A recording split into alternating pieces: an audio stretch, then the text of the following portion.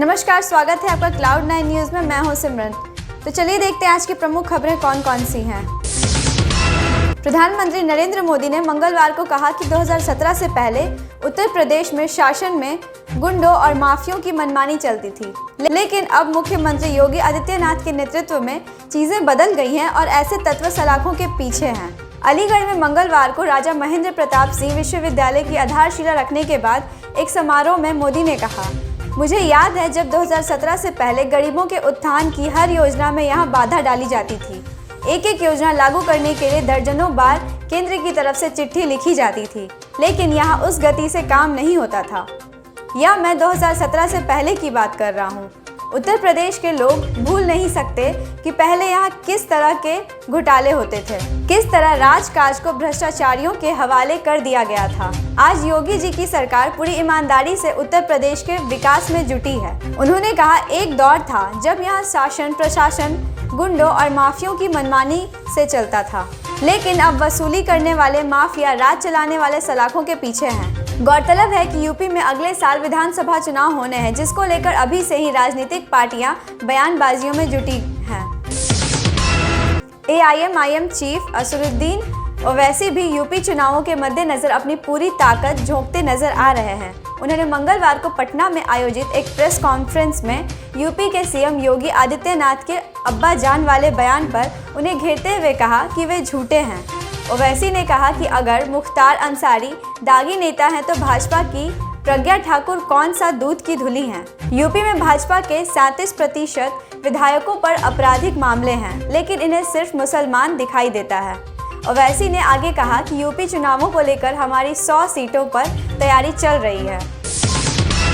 बीते 3 महीने के दौरान बिहार के 26 जिलों के 69 लाख से अधिक की आबादी बाढ़ से प्रभावित हुई। बाढ़ से किसानों को हुए नुकसान की भरपाई में अब बिहार सरकार मिशन मोड में जुट गई है। मुंगेर में उप मुख्यमंत्री तारकिशोर प्रसाद, पश्चिम चंपारण में पथ निर्माण मंत्री नितिन नवीन और बाकी जिलों के प्रभारी मंत्री संबंधित जिलों के डीएम के साथ बैठक कर रहे हैं। बता दें कि सोमवार को मुख्यमंत्री नीतीश कुमार ने कहा था कि 2 दिनों के अंदर सभी जगह बैठक कर रिपोर्ट तैयार किया जाए। पिछले दिनों सीएम ने बाढ़ की समीक्षा बैठक की थी। इस दौरान आपदा प्रबंधन विभाग और सिंचाई विभाग ने जिलों में बाढ़ से हुए नुकसान का जो आंकड़ा दिया था उसमें भारी अंतर था। इसके चलते नीतीश ने बाढ़ प्रभावित जिलों के डीएम को सर्वेक्षण करने का आदेश दिया था। पश्चिम चंपारण जिले के प्रभारी मंत्री नितिन नवीन बेतिया पहुंचे। सर्किट हाउस में अधिकारियों के साथ बैठक कर उन्होंने बाढ़ संबंधी जानकारी ली। बिहार सरकार ने फैसला किया है कि उन किसानों को भी मदद की जाएगी जो बाढ़ के चलते खेत में फसल नहीं लगा पाए। सरकारी नौकरी की तैयारी कर रहे बिहार झारखंड के युवाओं के लिए बड़ी खबर है। Uttar Pradesh power corporation limited ने IT, corporate planning, commercial, finance, technical समेत के विभिन्न विभागों में डायरेक्टर पद की भर्ती के लिए आवेदन मांगे हैं। ऑनलाइन आवेदन की प्रक्रिया 13 सितंबर से शुरू हो गई है। इच्छुक उम्मीदवार यूपी बिजली विभाग में डायरेक्टर पद पर ऑनलाइन आवेदन करने के लिए यूपीपीसीएल की आधिकारिक वेबसाइट www.upenergy.in पर अप्लाई कर सकते हैं। गौरतलब है कि आवेदन फॉर्म जमा करने की लास्ट डेट 28 सितंबर है।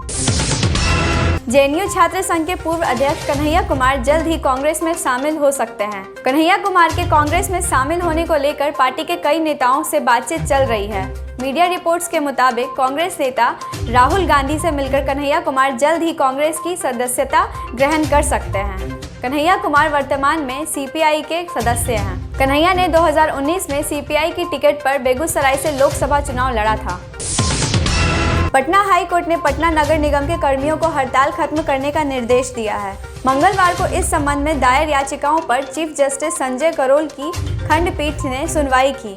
पटना नगर निगम के कर्मचारियों के हड़ताल से उत्पन्न गंभीर स्थिति को देखते हुए एडवोकेट जनरल ललित किशोर ने कोर्ट से इस मामले में शीघ्र सुनवाई करने का अनुरोध किया था। राजकीय कामेश्वर सिंह आयुर्वेद चिकित्सालय का स्थापन दिवस समारोह 15 सितंबर को मनाया जाएगा।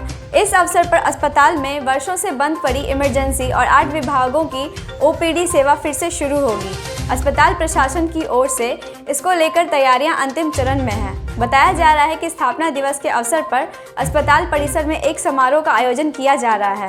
जिसमें दरभंगा के सांसद गोपाल जी ठाकुर और नगर विधायक संजय सरावगी के अलावा स्वास्थ्य विभाग के अधिकारी और जिला प्रशासन के अधिकारी मौजूद रहेंगे। इस अवसर पर कॉलेज और अस्पताल के पुराने शिक्षकों, चिकित्सकों और छात्रों का एक मिलन समारोह भी आयोजित किया जाएगा। त्रिस्तरीय पंचायत चुनाव को पारदर्शी और निष्पक्ष चुनाव कराने को लेकर राज्य निर्वाचन आयोग के द्वारा रोज नए निर्देश जारी किए जा रहे हैं।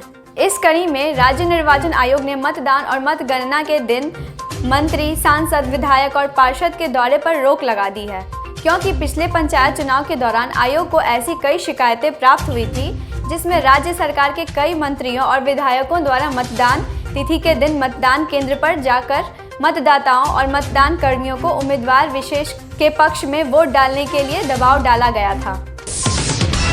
बांग्लादेशी घुसपैठियों को लेकर पहले भी खूब सियासत हुई और अब एक बार फिर से जिला प्रशासन के पत्र के बाद राजनीति तेज हो गई है। AIMIM चीफ असदुद्दीन ओवैसी ने सरकार पर NCR लागू करने का जो आरोप लगाया है, उस पर JDU प्रवक्ता अभिषेक झा ने पलटवार करते हुए कहा कि ओवैसी तुष्टीकरण की राजनीति करते हैं, लेकिन बिहार की जनता सब समझती है। अभिषेक ने कहा कि बिहार की जनता को मुख्यमंत्री नीतीश कुमार पर पूरा भरोसा है।